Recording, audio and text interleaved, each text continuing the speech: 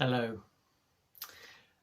As I record this late on Thursday afternoon, America feels like a cross between some newly formed country learning how to hold democratic elections and, very chillingly, a new version of the Third Reich, as we wonder how so many people could possibly be so blind to what is happening.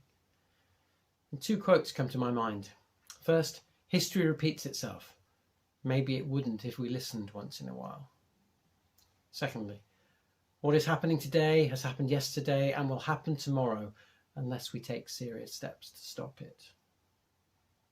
The history of God's people in the Old Testament is one of going off the rails, being called back to God, repenting, carrying on for a while, and then going off the rails again before they're called back, etc. It brings to mind the importance of remembering. And of course, in our own country, on this important day, tensions are mounting. The future looks uncertain as we re-enter lockdown and hardship bites.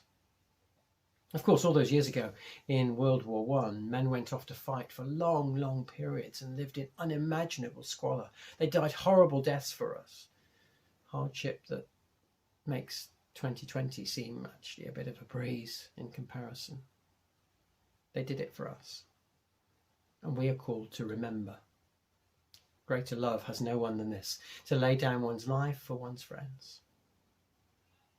2,000 years ago, Jesus gave up the glory of heaven, lived in poverty, died a horrible death. He did it for us. And we are called to remember. Greater love has no one than this, to lay down one's life for one's friends. Today, we may not be called to lay down our life, but we may be challenged to lay down our rights, to lay down our status, to be a person of humility and peace, rather than of selfishness and of conflict. That should certainly apply to peoples in position of power, political or otherwise, but surely also it applies to us. Today, may you know God's blessing, and may you also be a source of blessing to those you meet.